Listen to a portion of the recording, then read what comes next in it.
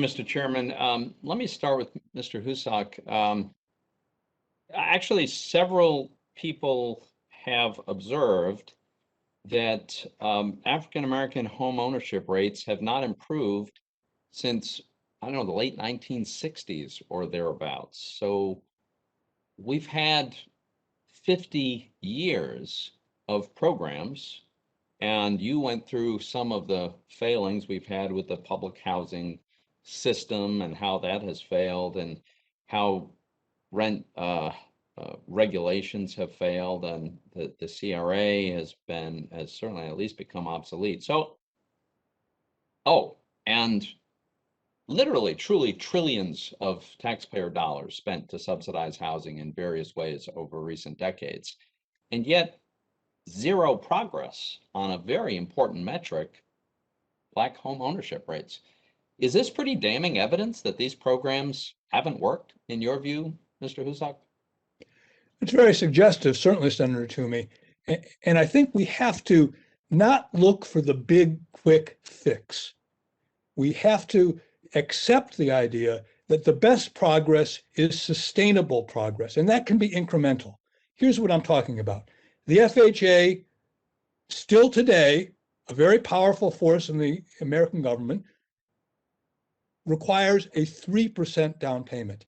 Well, low down payments seem like you're doing a favor to the homeowner, but they actually may, as you said in your opening remarks, qualify people for homes they can't afford. Foreclosure and delinquency rates in FHA financed homes remain extremely high today compared to those in the private market, the straight private market. That's not something that we should accept. It's a worry, and that resounds through the CRA and other efforts to shoehorn people into home ownership. Let's make sure home ownership is sustainable, and that way it will improve in the long term. There's no question we see a correlation between home ownership and favorable socioeconomic outcomes. But does that mean that there's a causal direction starts with home ownership? And if we put people in homes they can't afford, we're going to still get the favorable socioeconomic outcomes that we'd like to see? No, I actually compare it to the discussion about moving to a better zip code. We have to make the right life decisions in order to move up in the world. That's just the fact of American life. And one of the big life decisions we make is to save money for a down payment for a home, so that we don't have a large overhanging principal, so that when home values go down, as they inevitably do, as you pointed out in your opening remark, we're not caught in the downdraft. So the good life decisions that allow people to accumulate wealth, whether by moving to a higher valued neighborhood or just having the down payment to move where they can buy, those are what we need to encourage. So I want to develop that, but I just want to close out on this. Spending a whole lot more money on the programs that have given us zero progress doesn't sound like a great recipe to me. Mr. Peter, you made a point that's very related to what Mr. Husak just said, which is the idea of focus on wealth building instead of debt building.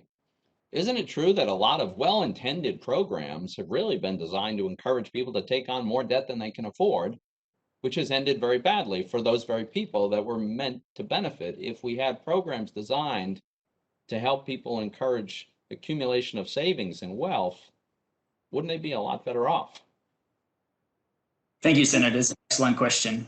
And yes, I mean, since 1954, it's been federal affordable housing policies have been to subsidize debt by providing excessive leverage. And my colleague, Howard Husak, just mentioned a couple of examples. At FHA, where today the median debt to income ratio is 45%, FHA goes as high as 57%. Many of the loans get risk layered on top of each other with risky features. So there's certainly, this has been the policy since 1954, and the outcomes don't show for it. A much better, much sounder approach would be to add to wealth building. And the way to do that is because the way to achieve that is to focus on shorter loan terms.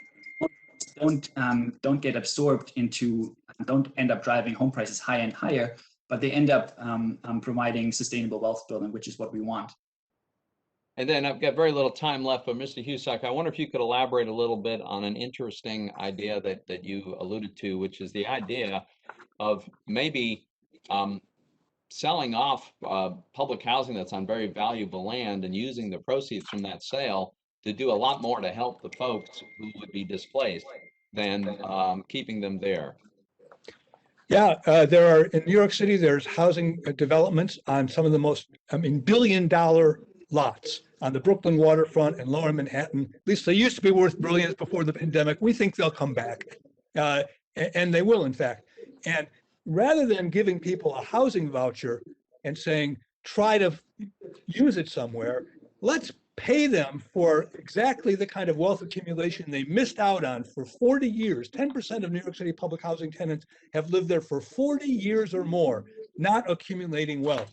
Let's buy them out with the proceeds from these extremely valuable real estate sites and let them go use that where they would. Thanks very much. Thank you, Mr. Chairman.